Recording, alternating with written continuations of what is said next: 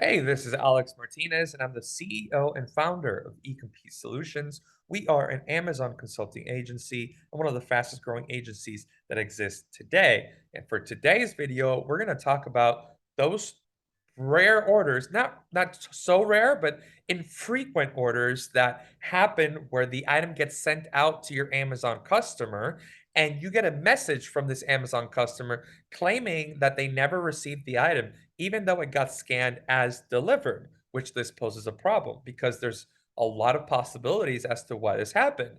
It could be that this item was left on a porch and this particular customer has porch thieves, or maybe a spouse or friend or relative picked up that package as a favor to this Amazon customer, and the Amazon customer has not even realized that it got picked up. Or maybe it's in some kind of receiving center in an apartment building, and the actual Amazon customer has no idea, and they're blaming you for it. So you don't want to just immediately give a new product, right? You don't want to just waste money and just give away free money like that. There are some instances where you have no choice. So you really have to think about the situation and see if it calls for sending a free item or maybe giving a full refund for no item back, or maybe you have to lose money. That's the point I'm trying to make. If you have to lose money to make sure your reputation stays perfect, it might be a wise investment to invest in a replacement item to this customer. But most of the time, these issues get resolved with this template. I'm going to leave this template in the description below so you guys can have it just in case you need it for a specific order that a customer is giving you a hard time. This is a very professionally written template, so you're not connecting with the customer at all. No friendship, no, hey, did you try checking under the porch? No, there's none of that going on. You don't give any kind of leeway for the customer to say, hey, yeah, I did try that. Why are you telling me to try these certain things? Why can't you just give me a refund? So you'll see what I mean here. Okay, so hello name. So you put in the customer name there. Thank you for reaching out. I understand that you would like an order update. I would be more than happy to assist you. Now remember, this client or customer might have messaged you saying, "Hey, I didn't receive my order," and you're messaging the customer back saying, "Hey, I'd love to give you a full update on the entire order," even though you know that they're claiming they didn't receive it. So you're gonna tell them a bunch of data that Amazon already has for you. So the customer already knows that you have this data already in your computer. The customer can't argue against this. So you're telling the customer that their purchase date was on a certain day, the ship date was that you shipped it quickly. So there was a purchase date and then there was a shipping date. Then you tell that customer what that postage carrier was, the postage carrier used. It was Amazon Logistics or UPS or FedEx or something. And then you're gonna say that you logged into the postal service carrier's website to check on the order, check on the tracking, and all you got to do is log into the postage carrier's websites and then put in the tracking number and see what the latest update is. Copy that and paste it here on this template. And then it says here, I understand this is not the case because the actual customer messaged you saying that it wasn't delivered. Because of this, I filed a lost stolen report on the Postal Service Carrier website.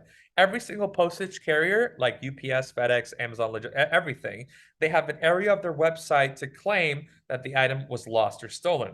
So we highly recommend you do the same. This helps with the chances that the authorities are included in the situation to help determine if, in fact, there was a rogue postal service employee who scanned the item as it's delivered when it was not. Case stolen package.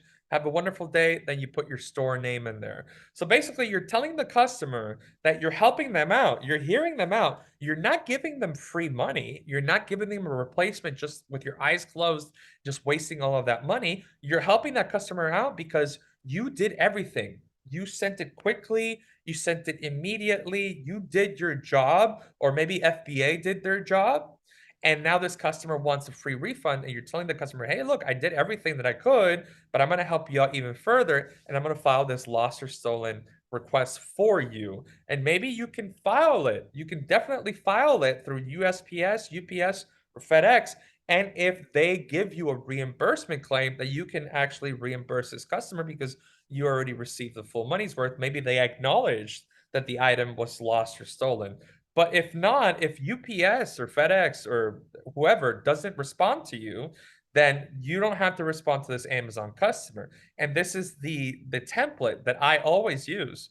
Always, whenever there's somebody telling me that they did not receive an item, but it got scanned as delivered, I always use this template, and people never message me ever again.